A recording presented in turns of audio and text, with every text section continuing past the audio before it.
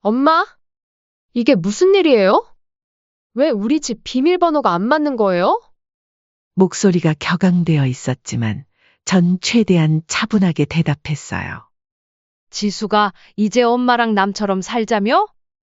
그래서 엄마도 그렇게 하기로 했어. 엄마, 지금 장난하시는 거예요? 장난? 네 눈엔 내가 지금 장난치는 걸로 보이니? 아니야. 너희가 한 말대로 하는 거야. 엄마, 빨리 비밀번호 알려주세요. 추워서 죽겠단 말이에요. 왜? 내 집인 것처럼 들어가려고? 이 집은 엄마 명의야. 이제부터 엄마가 살 거야. 엄마, 이럴 순 없어요. 우리 보고 어디서 살라고요? 당장 문 열어주세요. 글쎄, 너희가 엄마 보고 남처럼 살자고 했잖아. 그러니까 이제 다른 데서 살아야지. 엄마, 그건 그냥 한 말이잖아요. 설마 그걸 진짜로 받아들이시는 거예요?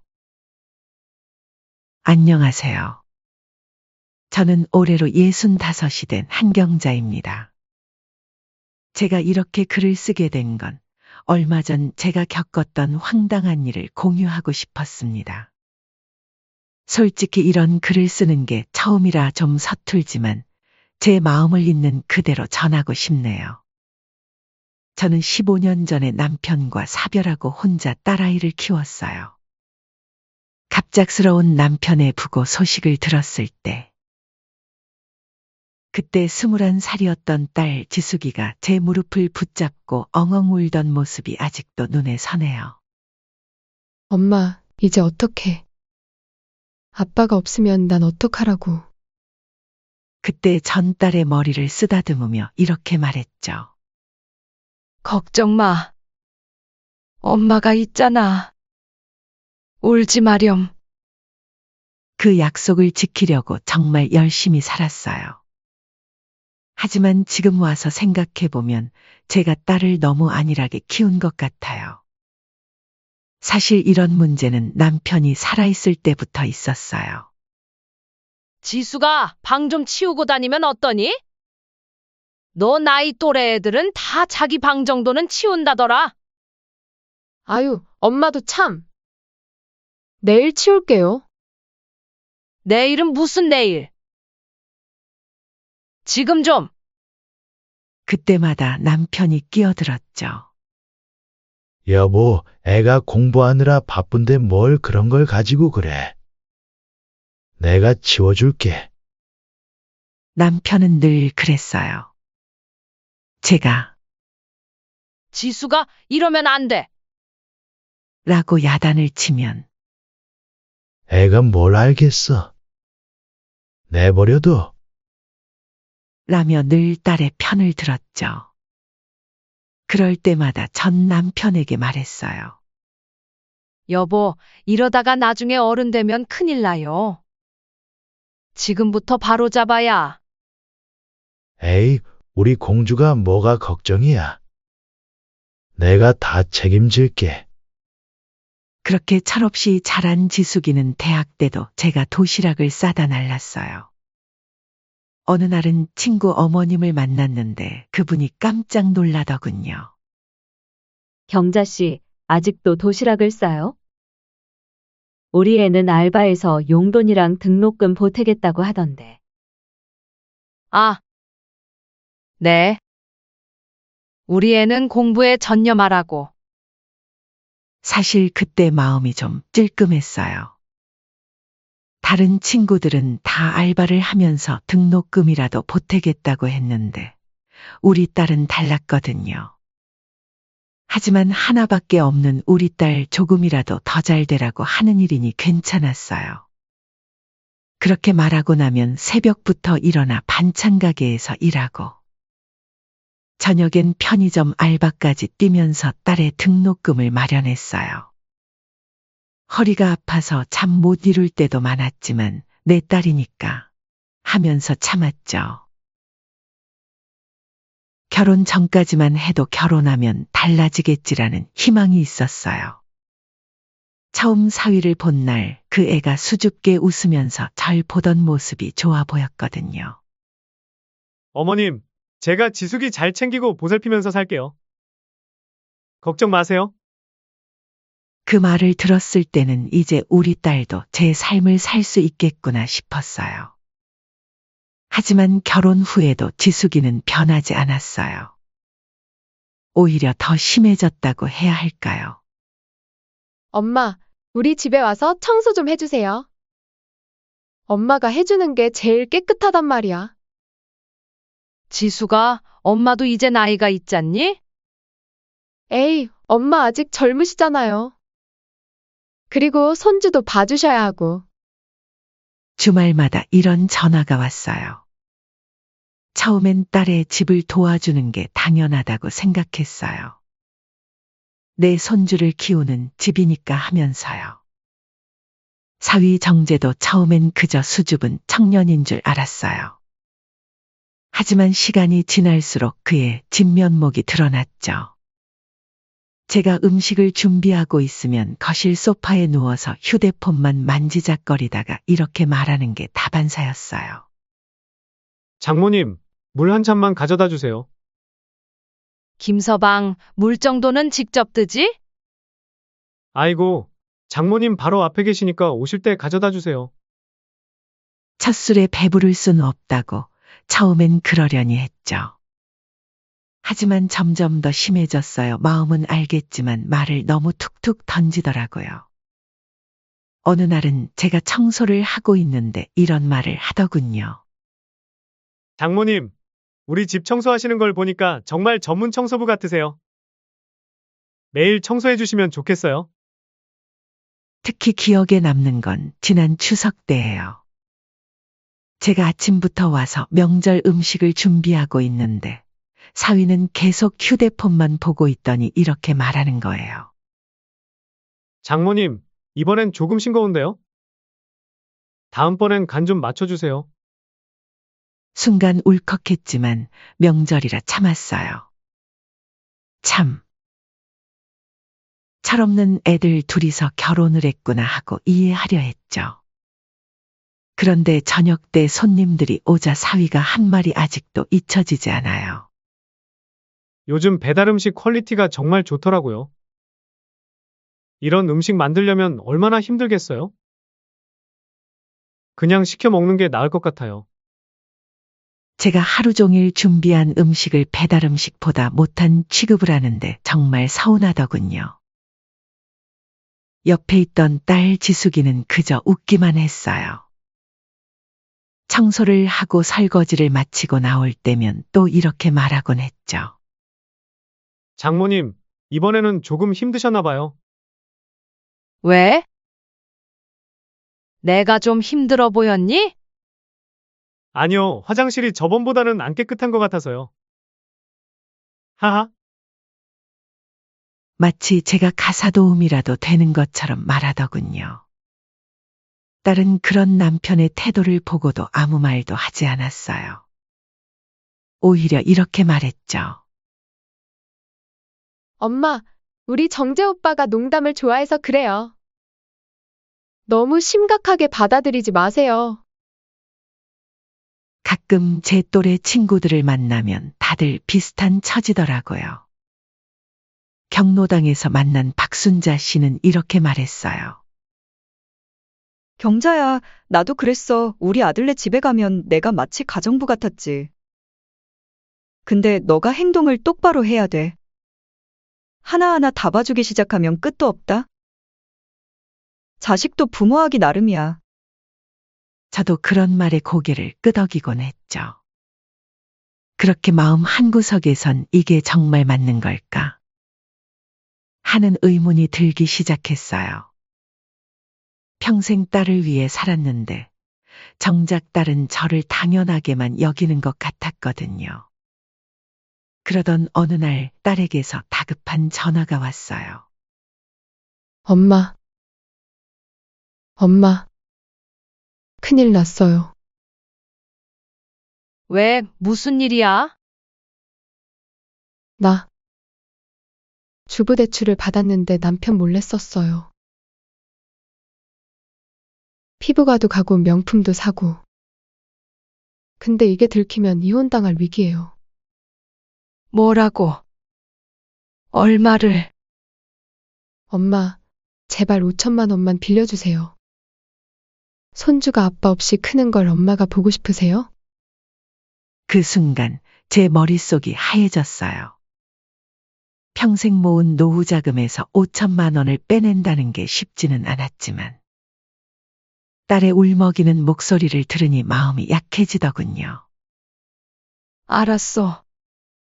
이번만이야. 알지?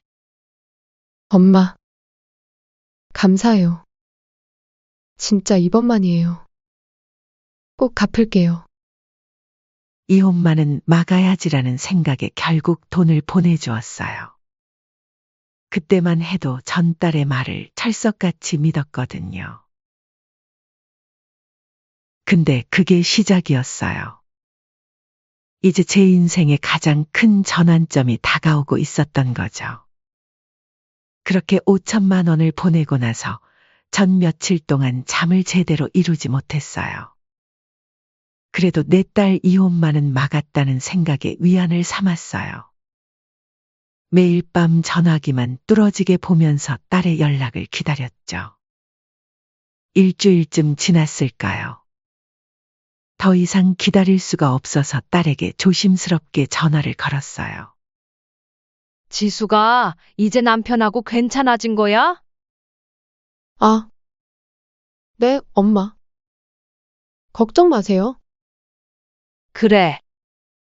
다행이다. 근데 돈은 언제 줄 거니? 엄마, 지금 회사에서 바빠요. 나중에 얘기해요. 끊을게요.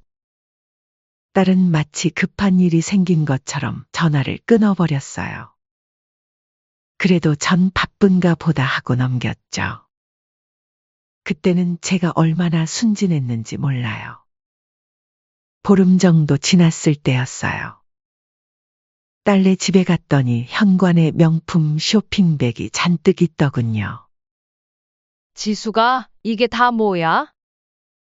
아, 그게 세일할 때 산 거예요. 세일이라도 이렇게 많이. 엄마가 준 돈도 안 갚고. 그러자 딸이 짜증을 내더군요. 엄마? 제가 사고 싶은 거 좀 샀다고 뭐라 하시는 거예요? 엄마 돈도 갚을 거라 얘기했잖아요. 한 달이 지나고 두 달이 지나도 딸은 돈 얘기를 꺼내지 않았어요. 오히려 제가 돈 얘기를 꺼내면 이런 식으로 나오더군요. 엄마, 또 돈 얘기해요? 진짜 속상해요. 엄마가 그깟 돈 때문에 이렇게 딸을 몰아세우시는 거예요? 지수가. 그깟 돈이라니. 맞아요. 저는 돈 때문에 그러는 게 아니에요. 돈보다도 하나밖에 없는 자식이 이렇게 행동하고 말하는 것이 서운한 거였죠. 아유, 엄마도 참. 딸 도와주는 게 그렇게 아까워요? 나중에 갚을게요. 나중에. 계속 이러시면 정말 질려요, 엄마. 그러더니 점점 더 심해졌어요. 제가 청소하러 가려고 해도 이상한 핑계를 대면서 못 오게 하고 하루는 사위가 이런 말을 하더군요. 장모님, 이제 우리 집에 그만 오세요. 지숙이도 불편해하네요. 지숙이가 그렇게 얘기했어? 네, 장모님이 자꾸 돈 얘기하시니까 스트레스 받는데요. 김서방, 도대체 무슨 말이야? 돈이라니? 알고 있었어? 네? 무슨 말씀이신지? 지숙이가 이혼당할 위기라고. 그래서 내가 아, 장모님. 그게, 하하, 사위의 웃음소리가 귓가에 날카롭게 꽂혔어요. 장모님, 솔직히 말씀드릴게요. 저희 둘이 사실 알고 있었어요. 지숙이가 쇼핑하고 싶어 해서. 뭐라고? 에이, 장모님이 워낙 넉넉하시잖아요? 좀 도와주시면 안 되는 거였나요? 어차피 나중엔 다 장모님 거 아니에요? 그 순간 전화기를 던져버리고 싶었어요. 어떻게 이럴 수가. 사위는 이 상황의 심각성을 전혀 모르고 있더라고요. 마치 장난식으로만 넘기려는 눈치였죠. 그날 밤 마지막으로 딸에게 전화를 걸었어요. 지수가 네, 엄마. 왜요? 엄마한테 거짓말했구나. 잠시 침묵이 흐르더니 딸이 짜증 섞인 목소리로 말했어요. 에휴. 정재 오빠가 다 말했죠. 그래요, 맞아요. 제가 거짓말했어요. 근데 왜요? 엄마 돈으로 제가 좀 쇼핑했다고 이렇게 따지실 일이에요? 지수가 그게 중요한 게 아니라 아니, 그럼 뭐가 중요한데요? 엄마가 돈 좀 빌려줬다고 이렇게 닥달하시는 게 말이 돼요? 난 엄마 딸이잖아요. 딸한테 그깟 돈 좀 빌려준 게 뭐가 그렇게 큰일이에요? 숨이 턱 막히더군요. 지수가 엄마가 그동안 너한테 뭐가 그렇게 부족했니? 내가 돈 때문에 그러는 줄 아니? 아유, 엄마도 참. 이제 저한테 잔소리하지 마세요. 귀찮아요. 이제부터는 그냥 남처럼 살아요. 전화도 하지 마세요. 남처럼 살자. 그 말이 제 귓가에 계속 맴돌더군요. 전화를 끊고 한참을 울었어요. 집안 가득 걸린 딸의 사진들을 하나하나 바라보았죠. 돌잔치 때 찍은 사진, 초등학교 입학식 때 찍은 사진, 대학 졸업식 때 찍은 사진. 그 모든 순간들이 이제는 가시처럼 가슴을 찌르더군요. 이제는 더 이상 딸을 위해 살지 말고 나를 위해 살아야겠다라는 생각이 들더군요. 이제는 나를 위해 살아야겠다. 그렇게 결심을 했어요. 하지만 이게 끝이 아니었죠. 제 인생에서 가장 통쾌한 순간이 곧 찾아올 줄은 그때는 몰랐답니다. 그날 밤 저는 오랜만에 서재에 들어갔어요.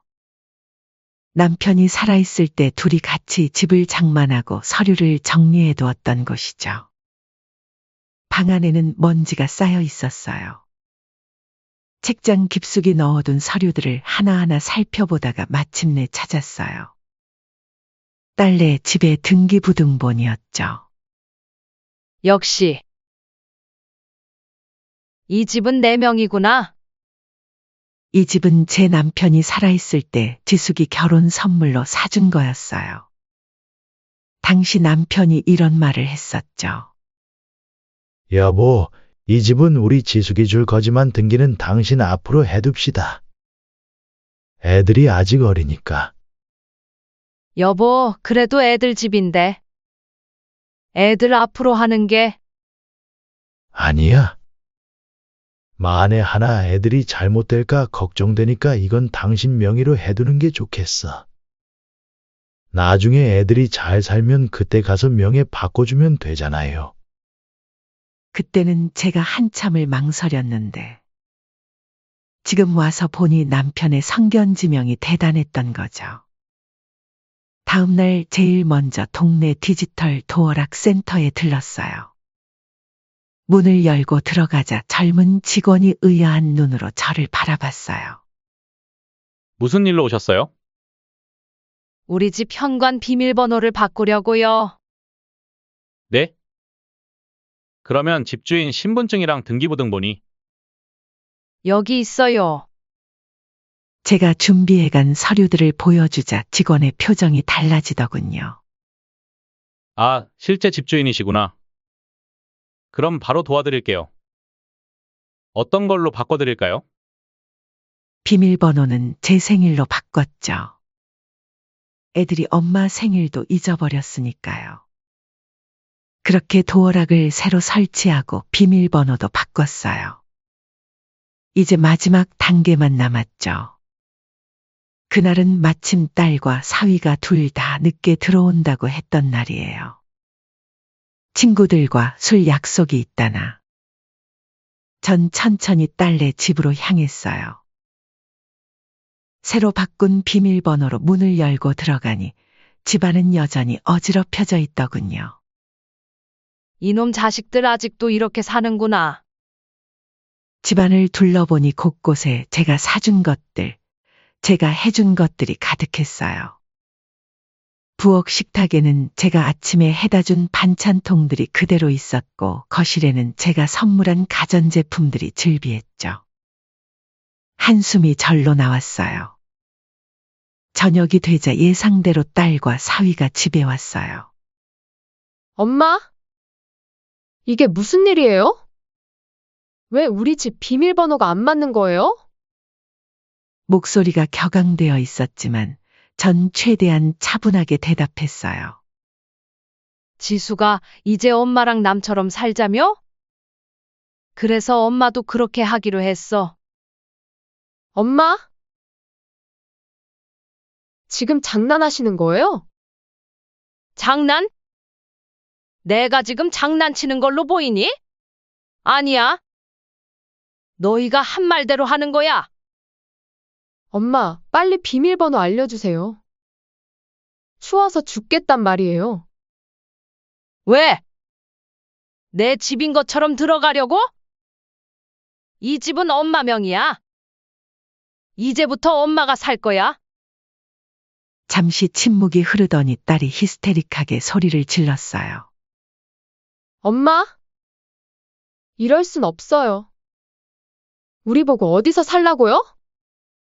당장 문 열어주세요. 글쎄. 너희가 엄마 보고 남처럼 살자고 했잖아. 그러니까 이제 다른 데서 살아야지. 엄마? 그건 그냥 한 말이잖아요. 설마 그걸 진짜로 받아들이시는 거예요? 그냥 한 말? 딸이 엄마한테 하는 말치고는 참 쉽게도 하는구나. 그때 사위 목소리가 들렸어요. 장모님, 이거 농담이시죠? 저희 보고 진짜 나가라는 거예요? 김서방, 그동안 나한테 한 것처럼 나도 이제 똑같이 하는 거니까 그런 줄 알고 있어요.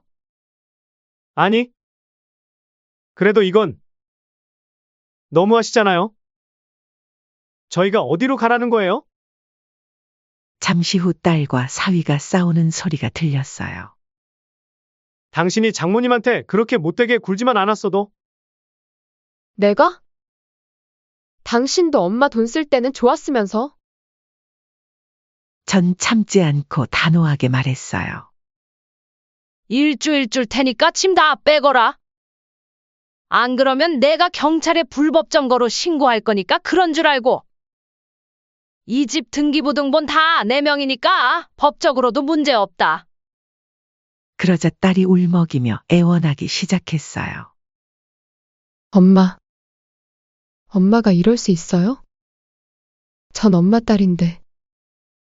그동안 엄마가 날 얼마나 사랑한다고 하셨어요. 딸? 방금 전까지만 해도 남처럼 살자더니 이제 와서 딸이라고? 지수가 너무 늦었어. 엄마, 제발요. 제가 잘못했어요. 다시는 안 그럴게요. 지수가 이제 와서 그런 말이 무슨 소용이 있니? 그동안 엄마 마음을 몇 번이나 짓밟았는지 생각해봐. 그러자 사위가 폭발하듯 소리를 질렀어요. 장모님, 그럼 저희 보고 지금 당장 모텔 가서 자라는 거예요? 이게 말이 됩니까? 그건 너네들이 알아서 하거라. 앞으로 더 이상 나한테 바라지 말고 이제 스스로 해결해야지. 이럴 수는 변호사를 선임하겠습니다. 그래. 좋아, 그동안 내가 준 돈이랑 생활비, 용돈. 다 계산해보자고. 법적으로 해결하고 싶다면 그쪽이 더 힘들 거니까 알아서들 하라고. 전 사위의 말을 자르고 마지막으로 말했어요. 아, 그리고 정재 씨. 이제 장모님이라고 부르지 마세요. 남이니까요. 지숙이가 원하는 대로 서로 남이 되는 거예요. 전화를 끊고 나니 온몸이 떨리더군요. 그동안 참았던 감정이 한꺼번에 쏟아져 나오는 것 같았어요. 하지만 이상하게도 후회는 되지 않았어요. 오히려 속이 시원했달까요. 마치 오랫동안 끌어안고 있던 무거운 짐을 내려놓은 것처럼요. 그날 밤 딸과 사위는 계속해서 전화를 걸어왔어요. 문자도 수십 통을 보냈고요. 엄마, 제발요. 우리 잘못했어요. 장모님, 다시 한 번만 기회를. 정말 죄송합니다. 엄마, 앞으로 우리 어디서 자요? 제발 한 번만 봐주세요. 엄마, 진짜 이러실 거예요? 전 엄마 딸인데. 악어의 눈물이구나? 문자를 읽을 때마다 마음이 흔들리기도 했어요. 하지만 전 더 이상 그들의 말에 넘어가지 않기로 했죠. 대신 거실에 앉아 차를 마시면서 창밖을 바라보았어요. 문득 이런 생각이 들더군요. 아, 이 집에서 이렇게 여유롭게 차를 마시면서 야경을 본 건 처음이네. 그동안 난 뭘 했던 걸까? 다음 날부터 딸과 사위는 매일같이 집 앞에서 서성거렸어요. 출근하기 전에도 퇴근하고 나서도. 심지어 주말에는 하루 종일 밖에서 기다리기도 했죠. 하지만 전 절대 문을 열어주지 않았어요. 일주일째 되는 날 딸이 마지막 카드를 꺼내 들었어요. 엄마, 저 이제 정말 반성했어요. 제가 너무 못된 딸이었죠. 용서해 주세요. 예전 같았으면 이런 말에 금방 마음이 약해졌겠지만 이제는 달랐어요. 지수가 이제라도 제대로 된 어른이 되는 법을 배우렴. 엄마는 이제 옆집 아주머니처럼 그저 동네 어르신으로 살 테니까. 결국 딸과 사위는 포기하고 짐을 빼기 시작했어요. 이삿짐 차가 오고 그동안 사모은 명품 가방들과 옷들을 하나둘 실어 나르는 걸 창문 너머로 지켜보았죠. 그리고 마침내 집이 완전히 비었을 때 전 처음으로 현관문을 열고 나갔어요. 딸과 사위는 이삿짐 차 앞에 서서 제가 나오기만을 기다리고 있었어요. 엄마, 장모님, 두 사람 다 많이 초췌해 보였어요. 하지만 전 마음을 다잡았죠. 그렇게 발걸음을 옮기는데 등 뒤에서 딸의 흐느끼는 소리가 들렸어요. 순간 발걸음이 멈칫했지만 전 뒤돌아보지 않았어요. 대신 곧장 근처 가구점으로 향했죠.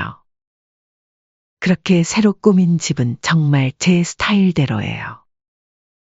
화이트 톤의 가구들로 깔끔하게 꾸몄고 거실 한켠에는 제가 좋아하는 책들을 꽂아둘 책장도 들였어요. 사실 전부터 책 읽는 걸 좋아했는데 딸 뒷바라지 한다고 그동안 포기하고 있었거든요. 한참 책을 읽고 있는데 딸에게서 문자가 왔어요. 엄마, 잘 지내시죠? 저희 이제 월세방에서 살아요. 정재 오빠가 투잡을 뛰기 시작했어요.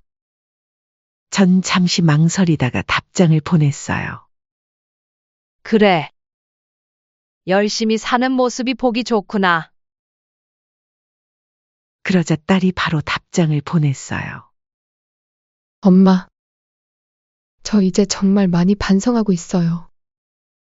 그동안 엄마한테 너무 못되게 굴었죠. 응? 내가 그걸 알았다니 다행이다. 지난번에 제가 임신이라고 한 거 사실이에요. 이제 3개월 됐어요.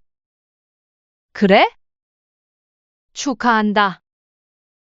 엄마, 우리 한 번만 봐주시면 안 될까요?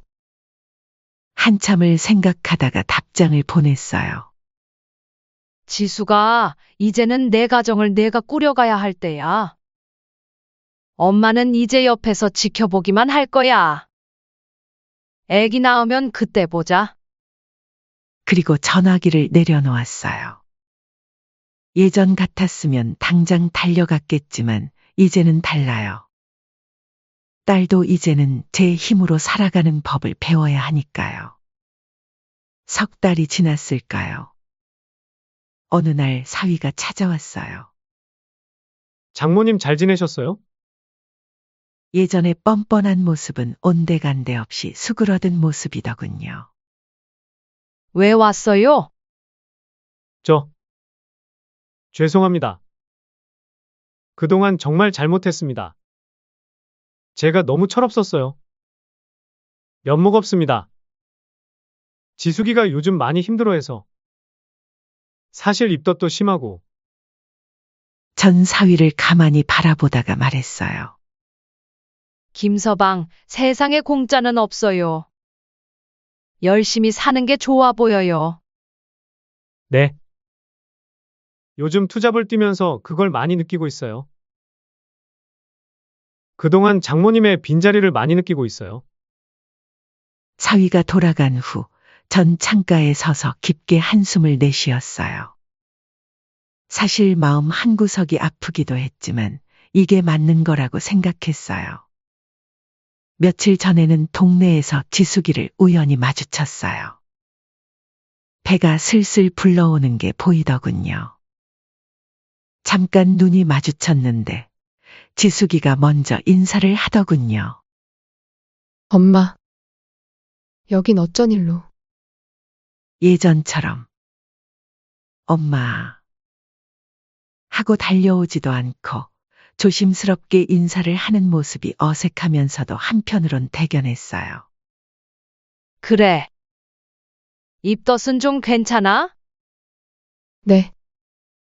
이제 좀 나아졌어요. 그래. 몸 조심해. 짧은 대화였지만 왠지 마음이 따뜻해지더군요. 이제야 진짜 어른이 되어가는 것 같아서요. 요즘은 가끔 친구들과 여행도 다녀와요. 지난주에는 강원도로 2박 3일 여행을 다녀왔는데 정말 좋더군요. 산과 바다를 보면서 마음이 넓어지는 걸 느꼈어요. 경자야, 얼굴이 훨씬 좋아졌다? 그래? 나도 요즘 편해. 그래. 자식도 중요하지만 본인의 삶이 더 중요한 거야. 맞아요. 이제야 그 말이 진심으로 이해가 돼요. 오늘도 전 제 방식대로 하루를 시작해요. 여유롭게 아침을 맞이하고 친구들과 수다를 떨고. 이게 바로 제가 찾은 새로운 삶이에요. 누구의 엄마가 아닌 한 사람으로서의 제 삶말이에요. 이제야. 진짜 사람답게 사는 것 같아요. 창밖으로 보이는 하늘이 유난히 푸르네요. 오늘도 전 행복합니다.